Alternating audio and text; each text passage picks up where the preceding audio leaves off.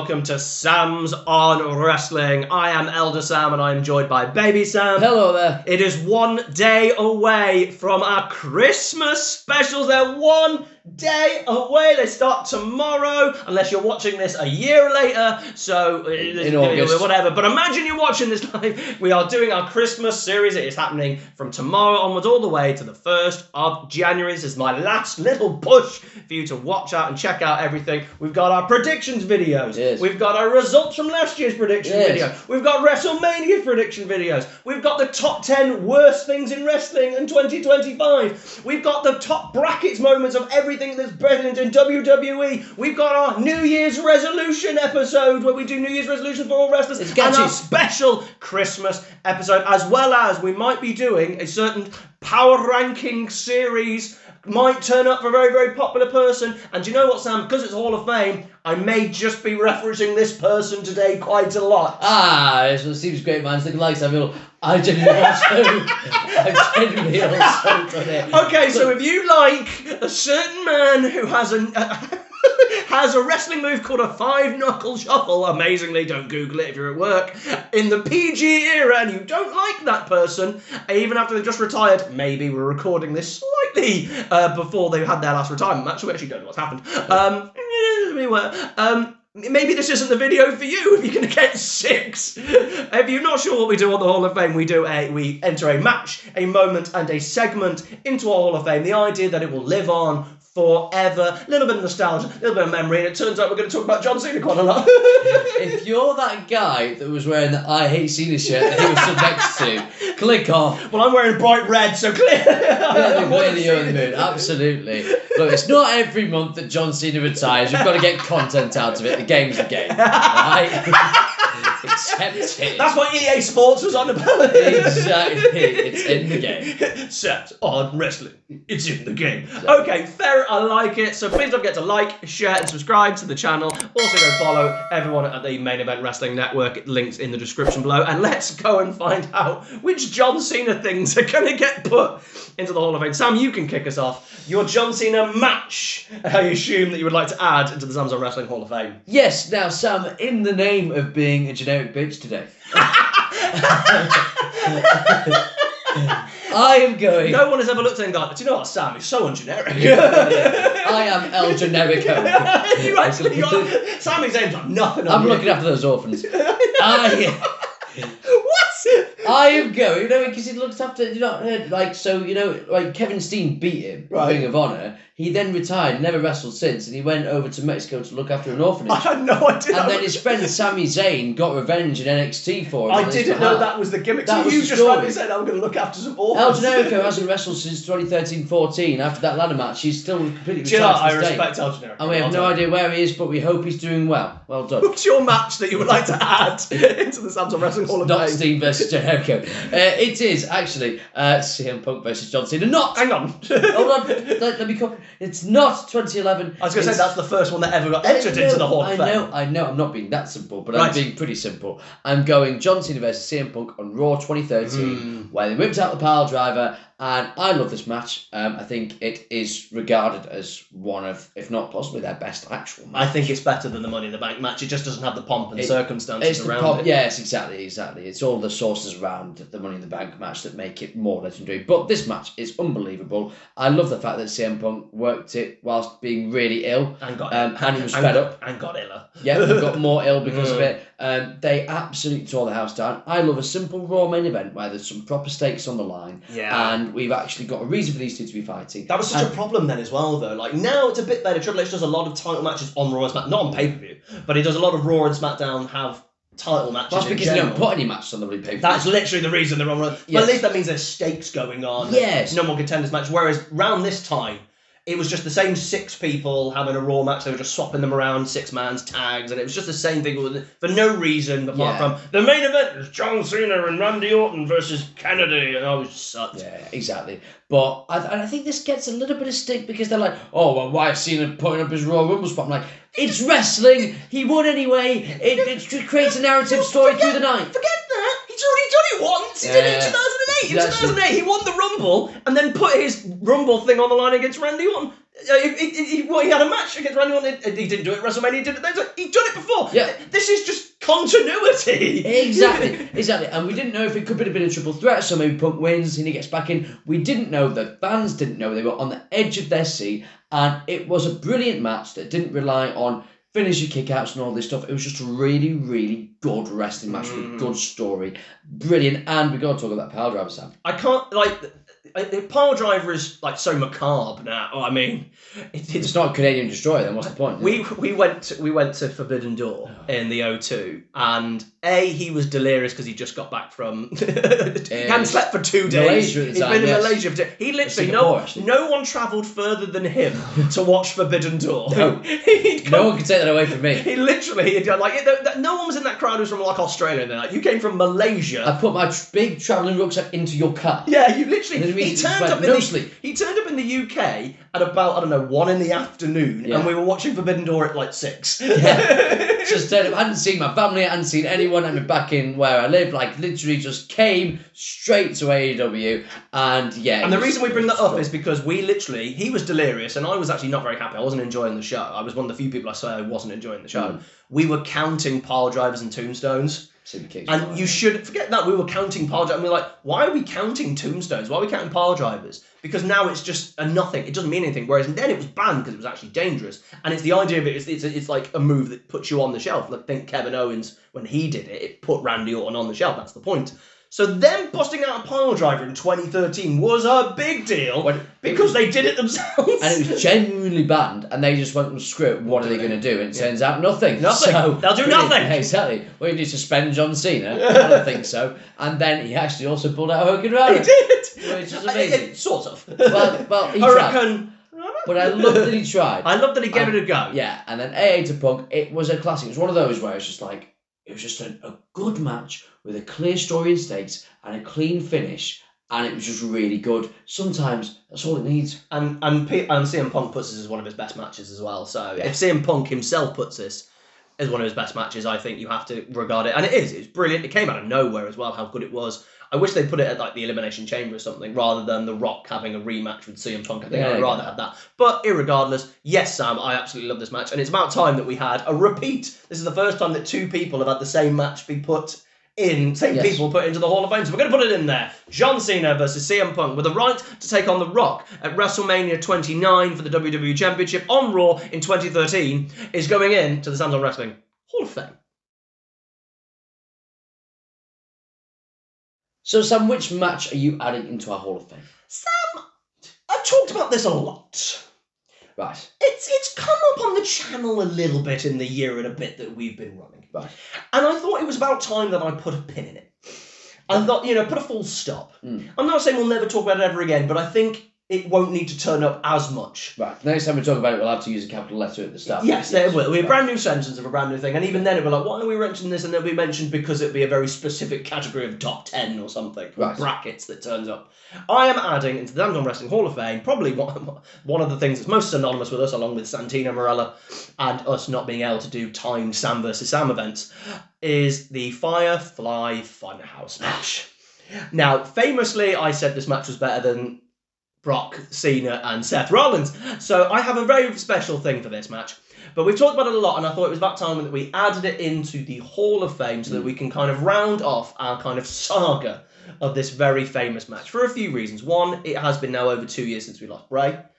And I was going to do a bit of Bray last month, but I did Eddie Guerrero and it's been 20 years. And I thought, you know what, I wanted to do Bray as well. Yeah. And this match is so important in the lineage of The Fiend. Yeah. Because if Bray had died without this match, I think it would have been a really sad thing. Because someone lost their life so young, a family person and all that jazz. But, there wouldn't have been much legacy. You wouldn't have shown much. It would have been like clips.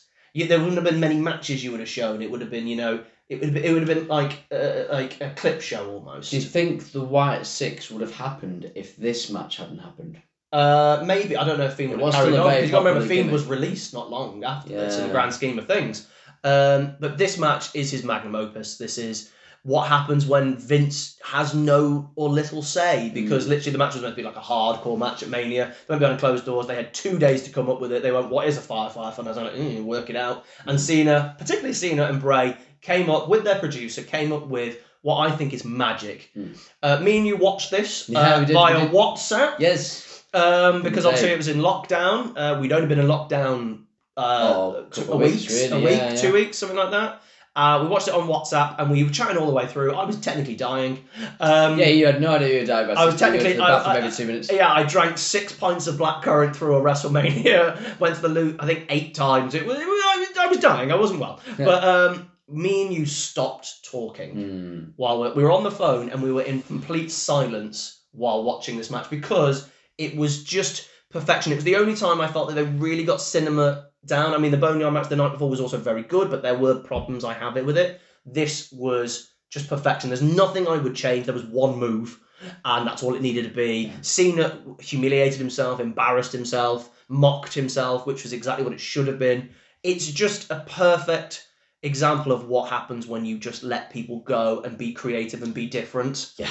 It was so exciting and so different, and I wish we'd had more stuff like that. Randy at 37, for example. Yeah, exactly. And again, because they had a crowd, they wanted to do it live, but they didn't need to. No, they didn't need to. And I think that lockdown was a big missed opportunity for doing more stuff like that. I know they didn't like Money in the Bank and stuff. I love Money in the Bank. It was Braun stuff, less. The Braun thing, no. However, we love this, and I think it's very hard these days for fans like me and you. We watch matches and we will go, right, they're doing a snapmare into this, or they're going to go do a drop kick. We know what's going to happen. We did it with Ellie May. I was watching SummerSlam and I was explaining the Brawns versus Roman and Jay and explaining exactly how the match was going to go. And she was like, then why are you watching it? And it's very hard to explain to someone why I'm watching it when I can literally tell them beat for beat what's about to happen. Yeah. It's really hard to surprise us or to get us really leaning forward, engaged, going and hanging on every single word. You're a bit more jumpy than I am. You might get up a bit more like, we watch wrestling together, and you'll get up and go, oh my God, and I'll be like this. Hard words would say. And you'll turn to me and go, do you not find that great? And I'll go, yeah, it was really good, I liked it. And you're like, yes! Why are you showing it? And I'm like, why are you Captain Holt? We've done this with football though. Like, I'm a Chelsea fan, Liverpool fan. I mean, football at the moment. But like, we watched the Champions League final and the Europa League final where we both won at the same time. Yeah. And the Europa League final came first. And I just like... That's it. And you hit the ceiling. I hit the ceiling. I went mental. I was crying. And the difference, and you were just like, are you not happy? And I was like, yeah, it was pretty good. 4-1. I'm happy with that. Yeah. Like, come on, Sam, live a little. But for this match, I was in silence. I was on the edge of my chair. I didn't know what was going to come. I didn't know what the point was going to be. I didn't know what... And that's great. And it's been so long up to that point that I've been surprised. I don't remember. I think 2010 with Edge's return, I think was the only time I was ever like surprised or on the edge of my feet. Oh, the Rumble. Yeah, that's how long it's been. I think it's been 10 years since I've been like, oh my God, you know. I think it's been that long. Oh, Undertaker losing the streak. Yeah. That wasn't really good. Forget that. But once in 10 years, I was like, oh my God. Yeah. This is special to me. It's a connection I will always have. I love this match. It's one of my favourite matches of all time. I miss Bray because of this type of thing. And fair play for Cena for doing what he did. I love the Firefly Funhouse. Can I add it to the Hall of Fame? You certainly can. It is being added finally, so we can put a pin in it. Here's your pin. You can put a pin in this because you hate talking about it. But only because of what you did to the Triple Threat. Yeah, true. The Firefly Funhouse is going in to the Samsung Wrestling Hall of Fame. We move on to our John Cena moment. Sam, what John Cena moment would you like to add to the Samsung Wrestling Hall of Fame? Now, some people might say this isn't really a John Cena moment. Was he there? He was, thankfully. Right, good, cool. Which was a good start. I disagree. I think this is very much a John Cena moment because to be one of the greatest, it's not just about making you look good or having triumphant moments yourself. That's part of it. But a massive part of it, especially at the stage of his career I'm about to describe, is about giving to someone else and using your star power to make them a star. And there's a few people here. A massive trait in a brilliant, legendary wrestler. I'm putting in Kevin Owens' debut. Oh, yummy. Yes, it's all the yummy. Delicious. It's brilliant. And Kevin is fantastic in this segment, and fair play to him because you must be nervous. I bet he was cack in a brick. Yeah, but it didn't show. Did not show. And Cena was fantastic in this. So it's the US Open Challenge. So we're already off to a good start. It's already been brilliant. Yes, exactly. Unless Sami Zayn wants to break his shoulder. But even then, it was brilliant. How did he do that match? Incredible. It's incredible. He got too excited. He was like, it's like, because you know what, we would as well. Yeah, it's like, have you ever heard about dogs who like they get taken to the vet and they're like, oh my god, this dog, it can barely sit down. And go, oh, they've got like tail wagging syndrome, where they've wagged so much they've pulled the muscle in their tail. They're too happy. That's what Sami Zayn is. He really is that golden retriever. He just is. Anyway, so Cena's expecting someone to come out. We always get tangents.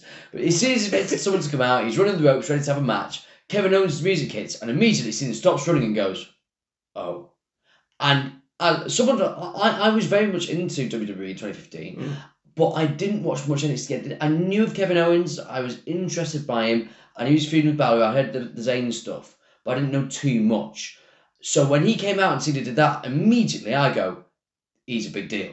And that, immediately, those little things are really big things, especially on a debut. That was a great start already. Kevin Owens comes down. He was a different style of heel that I'd seen. He was smart. He was quippy, sarcastic, condescending, brash. And I really, really was into what he was doing. And then Cena worked so well with him as that foil, as that veteran trying to bestow advice and respect. And then Kevin Owens comes up with a perfect line saying, excuse me, I've been doing this longer than you. You don't get to give me advice ever, which is chef's kiss. I mean, it's brilliant. Do you think Cena had a hand in Kevin Owens? Because for two reasons I asked this. One, anyone who came up from NXT was not booked, but unless your name was The Shield, and that was by luck because they weren't meant to, they just got over and Vince kind of had to go for it.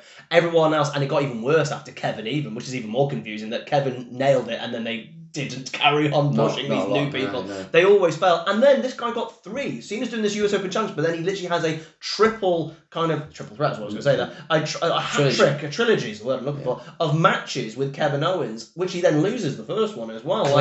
Clean as a whistle. Don't think they left the ring either. No. And you're there going, like, did Cena reckon that he must have seen Kevin Owens, knew of Kevin Owens? Do you reckon someone... I think he did. Because I think by this point he was watching NXT and trying to help talent as well. He was very much in his role of, I'm going to help build new people. So I think he was, definitely. And I think he's looked at Kevin Owens and quite rightly gone, this guy, amazing. So he's...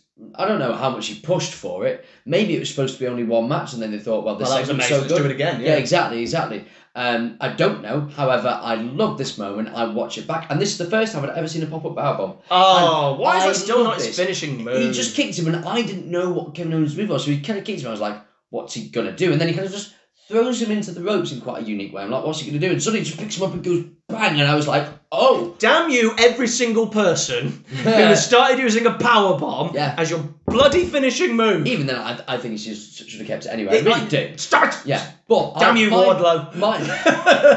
But my mind was blown by it, and I thought, that's a great... And then suddenly I was like, right, I'm all in on Kevin Owens now. Yeah. And so were the crowd, though. They were quite pathetic. My favourite wrestler. When he came out, they were silent. And then by the end of the segment, they were not. And that's because Cena and Owens worked together, really got Kevin over. And I love the fact that he just steps in the US Championship and goes, no, this title is my title. Because that's what it should be. Yeah. I always get confused when other champions go for other titles. Unless you're going for the world title, I kind of get that a little bit. But like when you've got like a world champion going, I'm going to go for the Intercontinental, or they're going to go for the tag, you're like, why do you care? Yeah. Why? And when they go, I'm going to belt collect. Oh yeah, because that just means you've got more work. That pretty much, yeah. Look at Kurt Angle. He won all the belts in TNA. He had to defend them all on the same night. I bet he was regretting that really quickly. He's like, what? Yeah. And not only do I have to fight 3 times, I've got to fight the guy who's pretending to be Macho Man Randy Savage on the pay-per-view. What do you mean? Why? Because it's the X Division. Oh, for God's sake, I've got to do an X Division match. Oh God. Sam, this moment is wonderful. It's so good. It's close to a segment. Yeah, but I don't care. That's my response. I care not. It's very close to a segment. I'll allow you standing or telling me you can't let me do this. I've been doing this for longer than you. But honestly, it's brilliant. It got Kevin Owens strong. It just shows you what happens when someone is giving to a younger person and they put them over. The Rock. He would never do it unless he was literally told. We literally seen this before with Chris Jericho's debut in The Rock. And the Rock's in the same position that Cena's in. Brand new person comes in, and everyone goes, by the way, Chris Jericho's debut, it's amazing. No, it doesn't. It sucks. It's one of the worst debuts in history, because what did WWE? They cut it off the minute Jericho comes out. And they're like, he comes out, off, not doing it. No. Go and watch the rest of it. He comes out like a little bitch. Jericho is a little tiny little whiny bitch. He's back to the mid-card. He could have easily gone straight into the main event, feuded with The Rock. Didn't even have a match with The Rock. No. Didn't even have a match with The Rock. That's how crap he was. No, The Rock destroyed him. Not the same. Could you imagine if Cena went, oh, listen, Tubby. Yeah. You know, you've had no match on there. You're nothing. That would have been it. Kevin, if he'd have called him like Husky Harris. Because Cena can do that, by the way. If he wants to, he can do that. Wait, there are times when Cena hasn't. Destroy. Next, Jack Swagger, Austin 3. We're not saying that Cena's great, all right? We're not that Cena's got problems, all right? But when Cena does pick a person, they do really well. And this is an epitome of what happens when you give back. So it is a not John Cena moment. But let's put it in there. Kevin Owens' debut against John Cena during the US Open Challenge, where he didn't want to have the US Open Challenge because he was the NXT champion, so he stood on the title, therefore having a trilogy of matches, which he won the first one, but weirdly lost the next two. Debut. Catchy. It goes in the tin. Yeah. It's going in to the Samsung Wrestling Hall of Fame. So Sam, which moment of Big Match Jonathan would you like to put into our Hall of Fame? Well, funny enough, you picked like kind of a legend, kind of giving respect to the younger guy. I've done the exact same thing, but this time with Cena in the opposite role. I thought you'd go with a younger Cena one. Yeah, so we've got, everyone thinks about the Cena debut, ruthless aggression, and slapped Kurt Angle, they have the match. But I think a lot of people do forget is not long after this match finished, about 10 minutes, there was a backstage segment. I can't remember if they were interviewing Cena or Cena was just backstage. And the undisputed champion, the Undertaker, came up to him and shook his hand. Yeah. Now, Sam, this is a big moment for me. This really resonates with me for so many reasons, but I want to talk about this in the context. Like, Undertaker was not a babyface. No, he wasn't, was he? He was the horrible heel. Is this when he's having the ladder match with Jeff Hardy? Jeff, this is during that run, so he's already, beat up and been horrible to Jeff Hardy. He showed Jeff Hardy respect as well. Yeah. So it shows you it means something. So Undertaker's kind of making that slow thing. He'd done his terrible feud with The Undertaker where he dragged, you can't, with Hulk Hogan, you can't say he's a babyface when he ties Hulk Hogan to the back of his motorbike and drives around the arena. I can say it's a babyface. It's so fun. No, I know. It's brilliant. That could be all of Fame. Oh, it's on the list. Yeah. So the Undertaker, this heel, coming up to Cena, kind of, I'm like, oh my God, Cena's that. And to shake his hand just shows you that he's gained a level of respect. You've done your job. You've literally achieved what you want to do. It's such a big deal. And the reason it resonates with me is because I was 10 years old when this happened. So I am really young. I'm probably still in kayfabe at this point. And I'm a very good pool player. Sam will tell you. It's a weird reason to enjoy this segment. I'll get there in a minute, but I'm a good pool player, right? Just boast randomly in the channel. Well, I'll boast more then. I wasn't going. I was just going to say good pool player. I've played for the county since I was 13 years old. I've had an England trial, and at university level, I did play for England. I played for the England university team, so I'm very good. Just really looking forward to how this relates. I'll get there in a minute. Right. But I lived in a pub, so I grew up playing pool at a very, very young age. Before I had to stand on a box to get to the top of the table, right? So I was playing for the pub pool team at 10 years old. So you can imagine, and this is in a village area. I'm not in suburban. This is in where everyone is huge tattoos and arms, drinking Stella and stuff like that. And I'm rocking up, and you've got these 6 burly men playing for their local pub pool team. And in comes little Ginger Sam, 10 years old. Hi. And they're like, oh, clearly they don't have enough players. One of the sons turned up. And then I go and break and clear up, and they don't get a shot. But it was distilled into me at that age by everyone at the pub, because it was really strange. I don't know why. They was very adult orientated. I grew up very quickly, so I got a weird opinion about wrestling. But they were like, it doesn't matter what you do, you win or you lose, you shake hands at the beginning of the game, you shake hands at the end of the game. It shows respect. Yeah. Doesn't matter if you lose. So you'll never see me crying when I lost, and you'll never see me going, yeah, I win. I only did that when I beat you at Mario Kart. And predictions and Sam's on wrestling. Obviously, of course. But this was distilled to me, this handshake thing, a massive amount of respect. So to see a bad guy, this heel, this very despicable guy, champion, shake the hand of Cena, it meant so much to me to understand and go, that's it was almost like a role model thing. It was like, I resonate with that. I get that. I understood that. Well, it meant a lot. I imagine you kind of felt like Cena is the young guy coming in and kind of earn the respect of his elders as well. It really is, yeah. Who is this guy as well? So then the Undertaker, who we were scared the Undertaker was going to disrespect him, but he didn't. And that really matters to me. I love this moment. I think it works so well. And I think we should have moments more like that now, where characters are a little bit more three-dimensional. Yes. I think we have more three-dimensional characters now, but I think just little small moments like that make a lot of difference, as shown, because you remember it 13 years later. Yeah, heels can be 13, 20, 23 years later. That hurts me. It's 23 years later. To apologise. Thanks for throwing that into my face. Thank you more than anything. To apologise. But like, heels are allowed to be respectful. It's fine. Babyfaces don't have to like everybody. There's a reason Stone Cold was the most over babyface in history. He hated everyone. He didn't trust everyone. It's actually nice to have those dynamics. It's nice for two babyfaces to not get on. It really works. I always find it entertaining when two babyfaces don't get on. Yeah, because I think that's people good. Don't. And it doesn't mean that one of them is a bad guy. They just don't get on. And I like it when heels show respect. I remember when the Hardys and Edge and Christian had that first ever No Mercy ladder match. They came out at the end and went, "We stole the show. We're brilliant." And Edge and Christian, I don't think, turned babyface afterwards. No. It was just we nailed that, well done for us.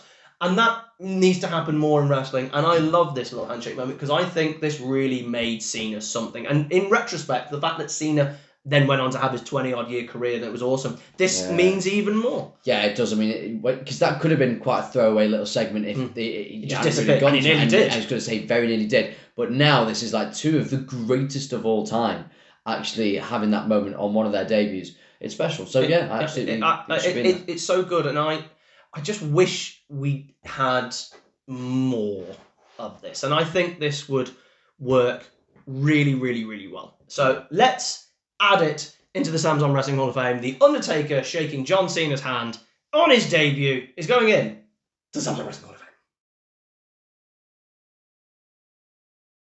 So, Sam, what John Cena's segment would you like to add to the Sam's on Wrestling Hall of Fame? Sam, this could not be a John Cena-themed Hall of Fame without me trying to sneak my boys in there. You know my boys. It's time for the Nexus. Oh, for God's sake. Yes, the Nexus is going to be in there. Michael Tarver is going in the Hall of Fame. Yes, he is. Not again, he's not even done the first time. This is his debut into the Hall of Fame. No, Many more great moments to come. We did it. He got 20 minutes of a whole episode, Michael Tarver did. He's had an episode. We don't need to talk about Michael Tarver ever again. We need to talk about him more. No.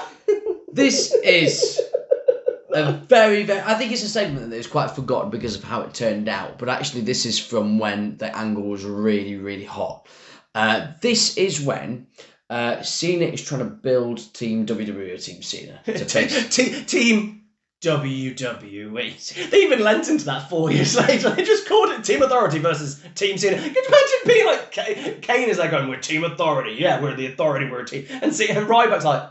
"We're team this guy." Yeah, and he's not even going to win the match. He's not even... Team Ziggler. He wasn't even there at the end. Team Sting, really. At the end of the day. Might have been spoilers. However, he was trying to build Team Cena, and he had Bret Hart, arthritic Bret Hart who couldn't take a bump. He had R-Truth, and he had John Morrison. So you've got a guy who's lying to Lloyd's of London, the insurance policy, by being in a match. R-Truth, the famous bad rapper, and the guy who was just doing everything in slow motion. Yes. Just like, no, listen. Bret Hart was also doing everything in slow motion. It's like, oh, why gimmick infringement. Why have you put the John Morrison thing over Bret Hart? We haven't. It's like, what? But John Morrison's doing his entrance as soon as getting beaten up. It was like, "John, hurry up!" It's like, I just think he wants to be in Baywatch. Oh, he'd been great in Baywatch. That's a whole other video. So this is where I think there's... What a team to take on the Defying Nexus. To be fair, you're also taking on Michael Tarver and David Otunga. It's not as if you're against the Roman Empire. It's 2010. It's a barren time for us all. We're all just trying to get through it, alright? Wade Barrett's looking around going, "Jesus Christ, how are we on top? No wonder we're going to lose at SummerSlam." Lost the only good one in Daniel Bryan. He's about to go against him. So... Daniel, don't do it! Daniel, no! Either way. What's the segment? What's up? Oh, no, right. If you'd let me bloody talk without being funny, Sam. Right. I'm back here. We're not here to be entertaining. Hang on, I'll be Michael Tarver. I'll be back here supporting you. Nice. Right, you got this. You look like Pinocchio. You've got like a little... You're an elephant. Anyway, we'll ignore the elephants in the room. Oh, Thank you. That's what they pay me for. I'm here all week. This is more a response than David Otunga got. I don't think David Otunga's ever been applauded. However... You paid to watch David Otunga. No, I'll correct you. My dad paid to watch David Otunga. I sat there and had a Coke and enjoyed myself watching Paul Bearer die on SmackDown. Anyway. What's the segment, Sam? Right. Segment is... Zip it. We had a lumberjack Merry match. Christmas, everybody. Yeah, exactly. The family's already arguing. We had a lumberjack match where it's John Cena and Bret Hart, which on paper looks great. In reality, it wasn't.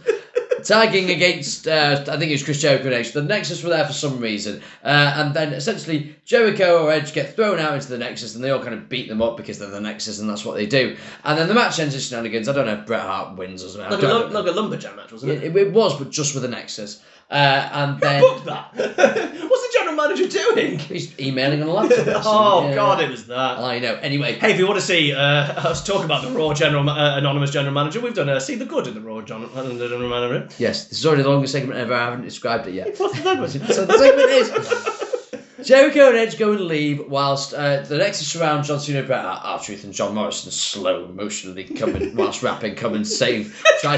Oh, could you put slow motion rap? What's up? What's up? That's the truth. No. Anyway. What's the segment?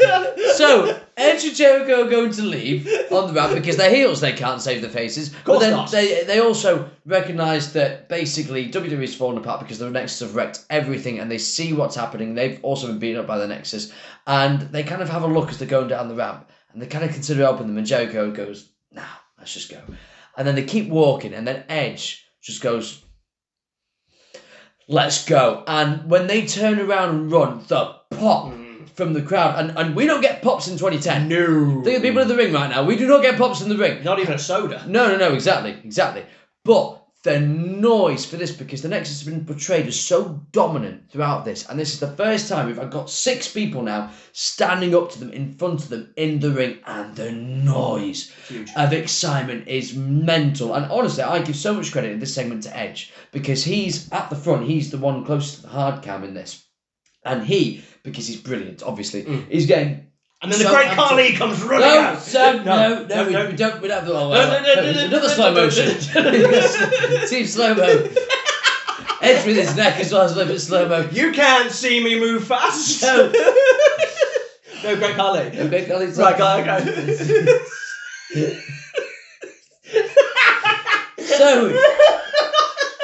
Edge is actually using quite big moves. He's getting amped up. He's like stomping his feet. He's going crazy. And like you can see the crowd are getting amped up with him. And the noise, the anticipation. And they just run at each other. And the crowd go berserk. Which again doesn't happen in 2010. It's really good. They have a brawl. And the Nexus leave. And what I love about it is in a realm of one-dimensional, never mind two-dimensional characters in 2010. You've got heels recognising, no, we need to team with the faces to actually deal with this bigger threat for the greater good and actually and it was the band first time together. It was the first time that the Nexus also had been put on the back foot at this point as well, which is amazing what happens when you build a team or a group or an individual. When they finally get put on the back foot, you will get a response, and you'll get a response from who does it as well. Yeah, it's brilliant, and it's forgotten because of how bad SummerSlam ended up being. Can we talk about SummerSlam briefly? Go on. That was the main event of a SummerSlam. Yes. So in a main event of a SummerSlam, we have Michael Tarver, the boy, David Otunga, Justin Gabriel, Heath Slater, Bret Hart in Will 2010. Manchester get another Summer? Is that the longest gap between SummerSlam main events? It might be. Has to be. R-Truth. Yes. It's just like you think. A very slow John Morrison. Darren Young. And Darren Young. Skip Sheffield. No, he's fine. Ryback Ryback did allowed it right. in the end. That was your... Could you imagine? It's like 2011, the year after, you give the Summer of Punk, or it's like, in the main event for the WWE Championship, it is David Otunga versus Michael Tarver. I would watch that 60-minute Ironman match. Let him go to an overtime as well. I would be there. Absolutely. Sam has been one of my favourite segments on the Sam's on Wrestling Hall of Fame. I've had a ball. Yeah. I've had a ball. So let's add it in before we go any more crazy. Yes. Let's add in the very slow Lloyds of London Bret Hart, the slow motion John Morrison, the slow motion rapper R-Truth, John Cena, and we've got the Edge and Jericho, not sure what to do, versus the Nexus, which contains David Otunga and Michael Tarver. It's going to be added into the Sam's on Wrestling Hall of Fame.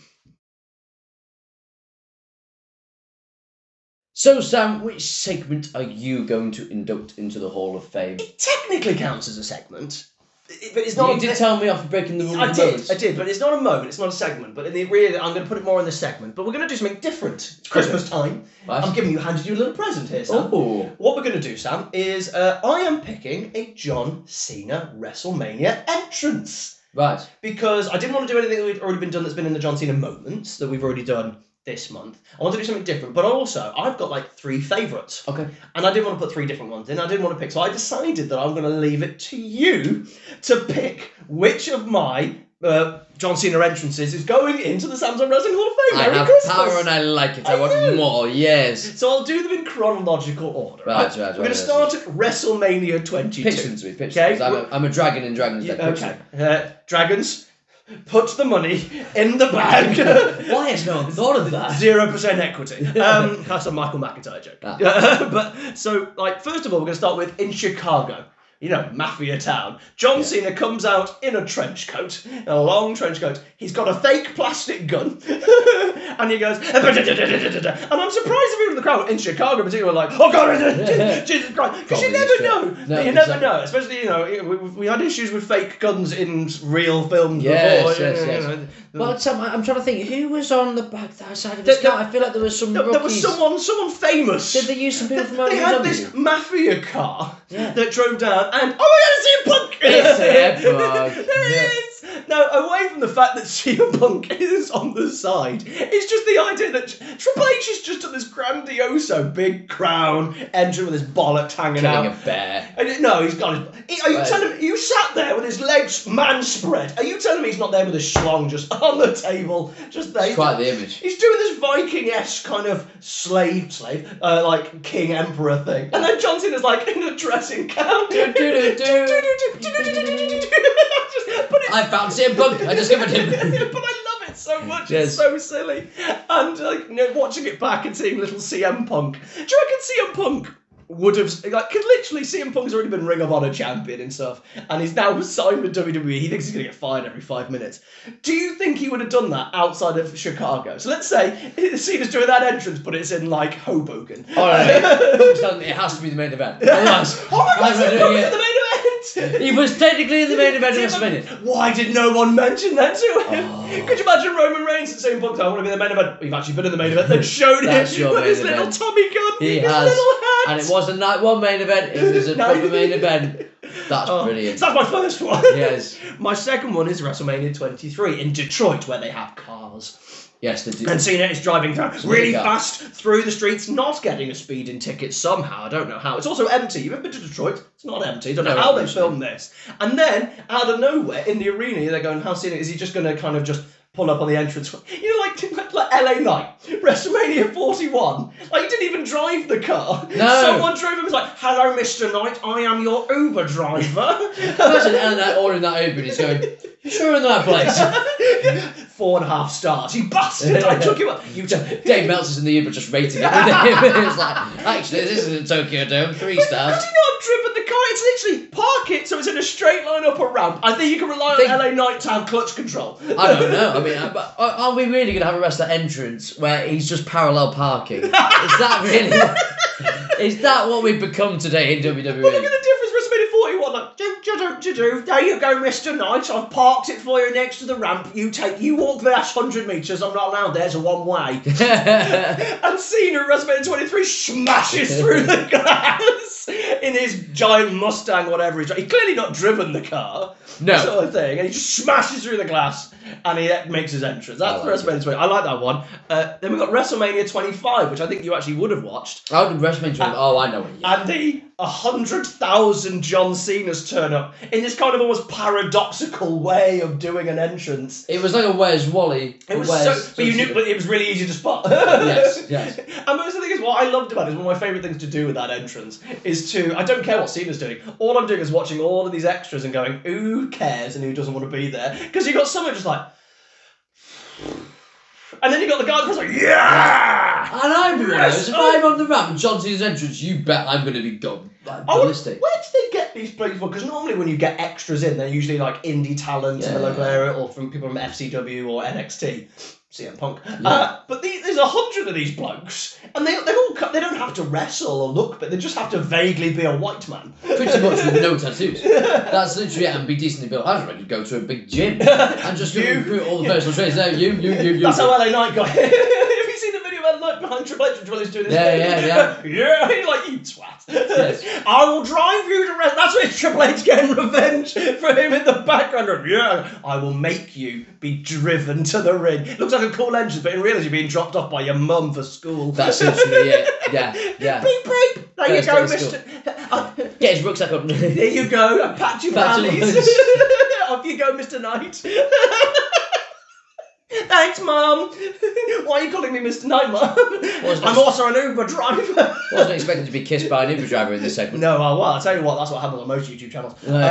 So those are my 3 entrances my favourite John Cena entrances. So Sam, which one are you thinking? You can analyse and give your pros, your cons, your critique. Which one are we going to add into the Samsung Wrestling Hall of Fame? What are you going to go? What are you talking about? So let's start with 22. 22, I like the style of it, the Chicago thing. However, I've already added Punk and Cena into it's Hall of Fame once today, which I already feel like I've done too much of. It's not Punk, really. No, but you can't not see Punk. When you've watched it the first time, you don't know it's Punk, so you don't know who Punk is. It's really good, it's really fun entrance. Particularly the antithesis of Triple H, actually. So Triple H is being I'm the king, and he's like, I'm here to slay, a gangster sort of thing. That kind of works. But now when you watch it back, all you're doing is going, where's Punk? Where's Punk? There he is! Like, is he trying? Is he really active? It's the same as when you watch Triple H, I think it's 33 or 32, or 31. I think it's 31, actually. And he's got Charlotte, Alexa, and Sasha is like... 30. That's when he's 30.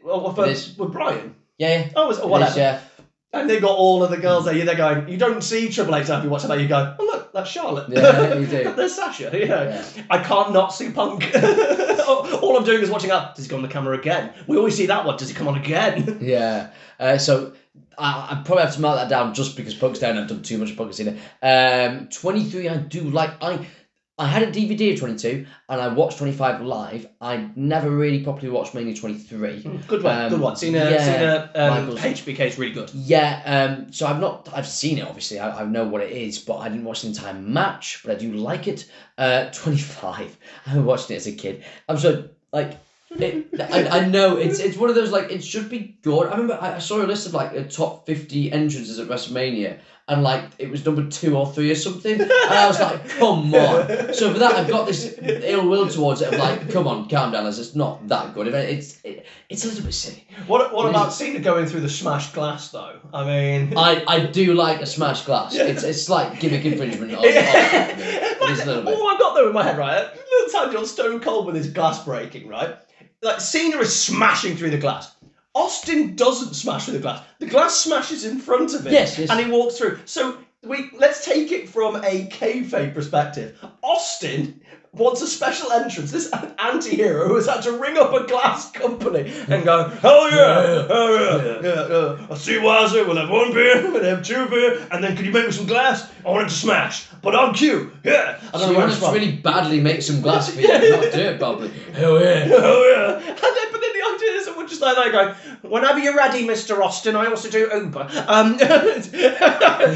I've just dropped off someone. I'm now here for the glass maintenance. It's hard being an Uber driver. Why is he so cockney? I don't know. Consider yourself at home. Consider yourself one of the fine, yeah.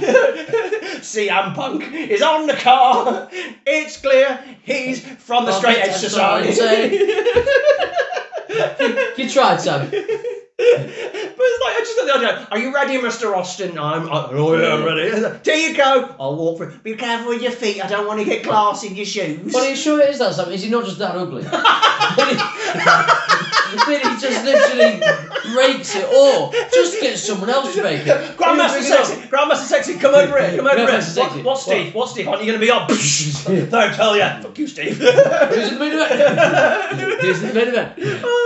He might be. But Cena smashed his through 2 hours in a car. Tinted windows. Well, so John Cena's a very chiseled, handsome man. Yes, of course. So he's got to think of other ways to break the glass. So he's just going, right, bang. And did he get the Uber driver next to him? John, are you sure I can go through this glass here? I can park it. That's a health and safety hazard. I don't know what's on the other side. Council. You need to get a permit to smash through glass, John. Are you okay with this? I give you a £5 tip. Cash in hand. Don't need to tell the government about that one. There you go. But Sam, what entrance? Tantalising parking. Which one has the best, most efficient? As a son of a driving instructor. My favourite thing is the car drives to the entrance in Chicago. You don't see where it goes. Someone's had to... He's definitely had to reverse that. Sean just got to go, where to, Stephanie? Backstage, please. We've done our bit. Buckle up. Was it Undertaker driving? Yes, Baby, he's the Cockney driver. Yes. Just being Batista. Imagine Undertaker as a Cockney. Rest in peace. He's just beating Batista. Of the apples and pears in a rest in peace. Which one are you... which segment, which entrance are you going to add to the Sons of Wrestling Hall of Fame? Right. I can't put Punk in again. No. And the Cena thing with 25 is a little bit silly, though. I watched it live. So for that reason, despite the fact I didn't even watch it, I'm going to put, because you made me chuckle, I like the Austin metaphor, I'm going WrestleMania 23, he breaks the glass ceiling and never comes back. So we're going to add it into our Hall of Fame. John Cena's entrance at WrestleMania 23 in Detroit, smashing through the glass in his car, is being added to the Samsung Wrestling Hall of Fame. Thank you very much for joining us on this Hall of Fame. We would love to do a fans Hall of Fame, so please put in the comments, tell us on TikTok, tell us on Twitter, and we might do a fans Hall of Fame. We might even argue which one goes in and which one doesn't. We might pick two and then go, right, it's between us, so we might do that. It'll be a little bit of fun. So please give us some options. We might, pick it and choose it. It'd be good fun. Come and join us for our Christmas week that is starting literally tomorrow. Please come and join us for everything, every single day. You can watch it in Rex. We'll put it on a giant playlist so you can watch it whenever you want. And thank you very much. If you don't come and check us out because you have family and friends and you don't watch wrestling over the Christmas period, Merry Christmas to you. Happy holidays and all that jazz. And we will see you again another time. Don't forget to like, share, and subscribe. Join the Main Event Wrestling Network. Go and check us out in the link to the description. Link to the description. I've done a lot of laughing. I'm done. And we will see you again next time. In fact, tomorrow we will see you for our first Christmas episode. Au revoir!